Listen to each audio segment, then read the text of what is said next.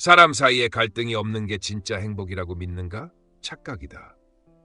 진짜 위험한 관계는 고요한 척하며 속으로 썩어가는 관계다.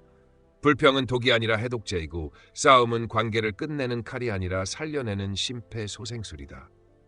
외로움은 당신을 천천히 죽이고 좋은 관계는 당신을 10년 더 살린다. 이제 당신이 피하려던 갈등을 정면으로 마주하고 관계를 다시 뜨겁게 뛰게 만들 시간이다. 인생에서 진정으로 중요한 단 하나는 바로 타인과 맺는 관계다. 우리는 평생 동안 돈과 명예와 같은 외형적인 목표를 옅으며 살아가지만 정작 삶이 우리를 무너뜨리려 할 때, 깊은 밤 수많은 질문이 머릿속을 휘젓고 지나갈 때 결국 남는 것은 사람이라는 사실을 깨닫는다. 당신이 진심으로 의지할 수 있는 사람, 가식 없이 당신을 이해해주는 사람, 그 한 사람의 존재가 때로는 인생 전체를 바꿔놓는다. 지금까지 살아오면서 가장 행복했던 순간을 떠올려보면 그 자리에 반드시 사람이 있었을 것이다. 사랑하는 가족일 수도, 헌신적인 친구일 수도, 또는 예상치 못한 순간에 손을 내밀어준 누군가일 수도 있다. 반대로 가장 비참하고 쓰라린 순간에도 사람은 존재했다. 그 사람이 원인이었든 혹은 곁에서 지켜보는 증인이었든. 인간관계는 우리 삶을 만들어내는 동시에 부셔버리는 힘을 모두 지니고 있다. 좋은 관계는 당신을 세상에서 가장 행복한 곳으로 끌어올리지만 잘못된 관계는 한순간에 나락으로 끌어내린다. 그렇기 때문에 관계를 어떻게 맺고 유지하느냐는 단순한 사회기술이 아니라 삶의 질을 결정하는 근본적인 역량이다. 우리는 누구나 상처받고 무너질까 두려워하지만 그 두려움 때문에 스스로를 고립시킨다면 결국 더 큰 상실을 마주하게 된다. 진짜 용기는 사람에게 마음을 열고 때로는 실망할 것을 알면서도 관계를 포기하지 않는 데 있다. 인간관계는 안전한 항구이자 동시에 폭풍의 바다일 수 있다. 그러나 그 바다를 피하는 대신 항해하는 법을 배울 때 우리는 비로소 인생이라는 여정을 온전히 살아낼 수 있다. 고독과 외로움은 겉보기에 비슷해 보이지만 본질적으로 전혀 다른 개념이다. 고독은 내가 스스로 선택해 나를 충전하고 사유를 깊게 하기 위해 찾아가는 시간이며, 의식적으로 세상의 소음을 끊고 내면의 목소리에 귀를 기울이는 행위다. 위대한 예술가와 사상가들이 한결같이 강조했던 것도 바로 이 고독의 힘이다. 피카소가 위대한 고독 없이는 어떤 진지한 일도 가능하지 않다고 말했듯, 고독은 창조와 성찰의 토대다. 반면 외로움은 원하지 않는데도 강제로 주어지는 감정이며 마치 서서히 퍼지는 독처럼 마음과 몸을 동시에 침식시킨다. 외로움은 뇌를 들 경계 상태로 몰아넣어 사소한 위험에도 과도하게 반응하게 만들고 심장과 면역체계에 지속적인 압박을 가해 건강과 수명을 단축시킨다. 외로운 사람은 그렇지 않은 사람보다 2배 빠르게 위험을 감지하고 그만큼 삶을 방어적으로 살게 된다. 이 차이는 행복과 불행, 성장과 퇴보를 가르는 결정적 요인이 된다.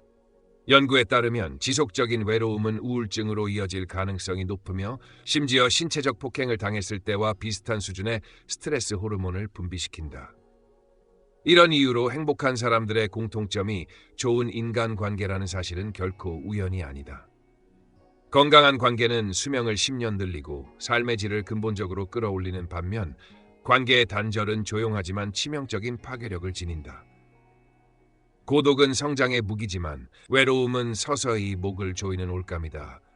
우리는 반드시 이 둘을 구분하고 의도적 고독을 삶의 한 부분으로 받아들이되 파괴적인 외로움은 초기에 끊어내야 한다. 포스트 코로나 시대 이후 세상은 급격히 변했고 그 변화의 핵심 중 하나가 바로 인간관계의 붕괴다.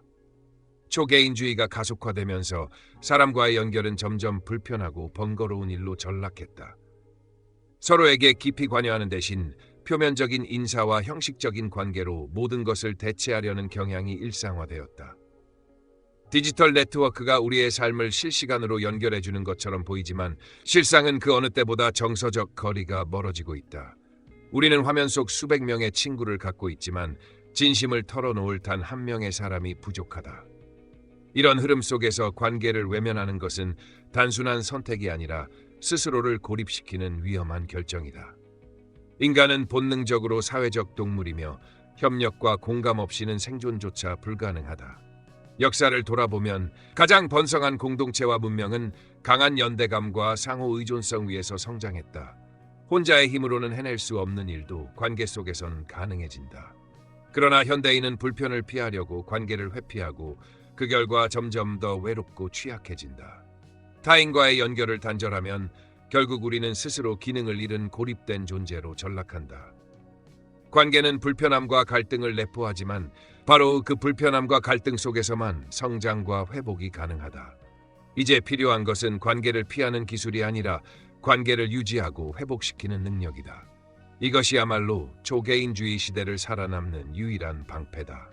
거짓말을 간파하는 일은 많은 사람들이 생각하는 것보다 훨씬 어렵다. 평균적인 거짓말 탐지 성공률이 고작 54%라는 사실은 동전을 던져 맞히는 것과 다를 바 없다. 심지어 경찰과 같은 직업군조차 스스로는 더 뛰어나다고 믿지만 실제로는 크게 다르지 않다. 그렇다면 어떻게 해야 할까? 핵심은 상대를 생각하게 만드는 것이다. 거짓말은 단순히 입에서 나오는 말이 아니라 머릿속에서 복잡하게 조립되는 가짜 구조물이다. 진실을 말하는 사람은 단지 기억 속 사실을 꺼내면 되지만 거짓말하는 사람은 먼저 진실을 알고 있어야 하고 동시에 그것을 숨기기 위해 그럴듯한 이야기를 창조해야 하며 모순이 드러나지 않도록 조심해야 하고 대화가 이어지는 동안 실시간으로 이야기를 업데이트해야 한다. 게다가 정직하게 보이기 위해 연기를 하고 상대의 반응을 읽으며 즉각 대응까지 해야 한다. 이 모든 과정을 완벽히 해내는 것은 엄청난 인지적 부하를 발생시키며 바로 여기에 우리의 기회가 숨어 있다. 상대가 이런 복잡한 작업을 수행하도록 유도하면 결국 어딘가에서 허점이 드러난다. 이를 위해서는 한 단어로 답할 수 있는 닫힌 질문을 피하고 무엇이나 어떻게로 시작하는 개방형 질문을 던져라. 그들이 말을 길게 하도록 만들수록 생각의 속도와 말의 속도가 어긋나며 미묘한 모순과 불일치가 나타난다. 당신은 최대한 우호적인 태도를 유지하면서도 상대가 계속 말하게만 해야 한다. 변호사들이 고객에게 입을 다물라고 조언하는 이유는 바로 이것인데 우리는 그 반대로 움직여야 한다. 말을 많이 하게 만들면 할수록 거짓말쟁이는 자신이 만든 허구의 세계 속에서 스스로 발목을 잡히게 된다. 신뢰할 수 없는 사람과 마주할 때 가장 큰 위험은 그들이 점점 더 능숙해지는 동안 우리는 전혀 발전하지 못한다는 사실이다. 거짓말쟁이는 자신이 한 거짓말이 통했을 때 무엇이 효과적이었는지, 들켰을 때는 무엇이 실패했는지를 학습한다. 이렇게 축적된 경험은 그들의 기량을 날카롭게 다듬어주지만 우리는 그 과정에서 아무런 피드백도 받지 못한다. 그렇기 때문에 그들은 점점 더 유리해지고 우리는 점점 더 속기 쉬운 상태로 남는다. 이 불균형을 깨려면 절대 그들의 능력을 키워주는 연습 상대가 되어서는 안 된다. 이를 위해서는 상대가 예상할 수 있는 안전한 대화 패턴을 깨뜨려야 한다. 먼저 위협적이지 않은 누구나 쉽게 대답할 수 있는 질문으로 시작해 그들의 평상시 반응과 말투, 사고 속도를 기준선으로 파악한다. 그런 다음 그들이 전혀 준비하지 못한 질문을 불쑥 던져라. 진실을 말하는 사람은 기준선과 크게 다르지 않게 대답하지만 거짓말쟁이는 반응 전 망설이는 시간이 늘어나거나 즉흥적인 거짓으로 대응하며 스스로 함정을 만든다. 침묵 또한 중요한 단서다. 갑작스러운 침묵은 불편함과 불안을 드러내며 이는 종종 진실 회피의 신호다. 이렇게 상대의 말 속에서 발견한 작은 모순을 집요하게 물고 늘어져라. 명확한 설명을 요구하고 그 설명에 스스로 매달리게 함으로써 그들의 이야기가 스스로 붕괴하도록 유도하는 것이다. 결국 거짓말과의 싸움에서 승리하려면 정면 대결이 아니라 상대가 스스로 무너지는 무대를 설계하는 전략적 인내심이 필요하다. 결혼이 행복과 건강을 보장한다는 생각은 위험한 착각이다. 결혼이라는 제도 자체가 우리를 더 건강하게 만드는 것이 아니라 좋은 결혼만이 심장병, 암, 치매, 고혈압 등 중대한 질병의 위험을 낮추고 심지어 사망률까지 줄인다. 연구에 따르면 행복한 결혼 생활을 하는 남성은 기대 수명이 평균 7년 늘어나지만 불행한 결혼은 결혼하지 않은 삶보다 건강을 훨씬 더 해칠 수 있다. 문제는 불행한 결혼의 독성은 이혼 후에도 오래 지속된다는 것이다. 과거에 받은 부정적 감정의 상흔이 신체와 정신에 깊이 새겨져 시간이 흘러도 회복이 쉽지 않다. 그렇다면 어떻게 해야 행복한 결혼을 유지할 수 있을까? 핵심은 감정 표현과 소통에 있다. 결혼은 겉으로는 평온하게 보이지만 안에서는 서로의 기대와 불만이 끊임없이 부딪히는 일종의 장기전이다. 부정적인 감정이 쌓이면 온갖 폭발하게 되어 있다. 하지만 갈등 그 자체가 결혼을 끝내는 것이 아니다. 결혼을 파괴하는 진짜 원인은 갈등을 회피하는 태도다.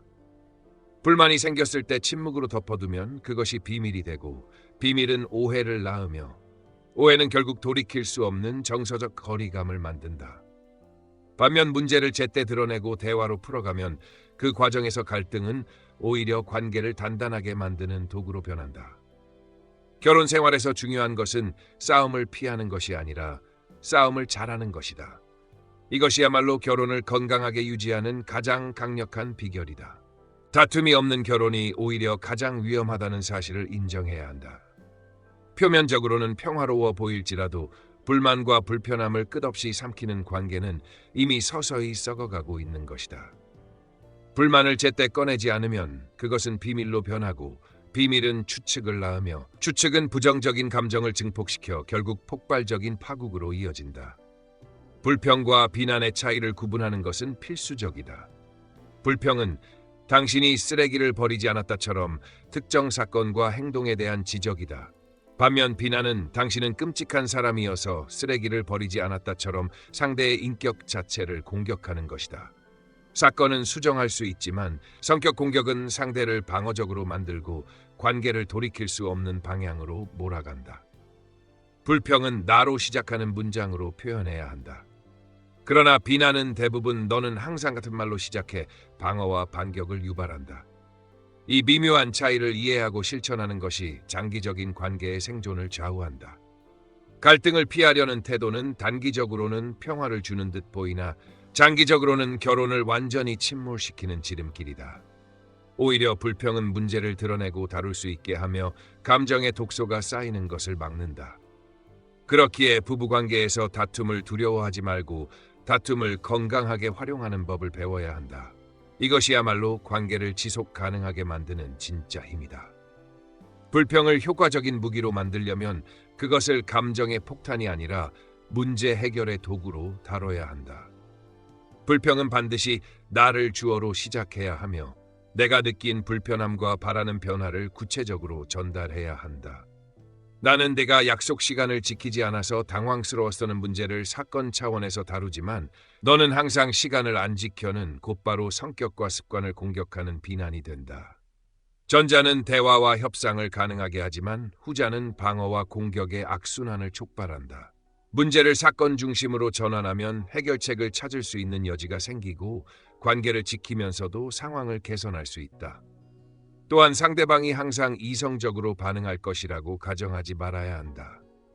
감정은 때때로 논리보다 더 강력하게 작용하며 이런 상황에서는 감정을 정보로 취급하는 태도가 필요하다. 상대가 화를 내거나 방어적으로 나올 때 그 감정 속에 담긴 욕구와 두려움을 읽어내는 것이다. 판단을 유보하고 경청하며 당면한 진짜 문제에 초점을 맞추면 불필요한 감정 소모를 줄이고 생산적인 대화를 이어갈 수 있다.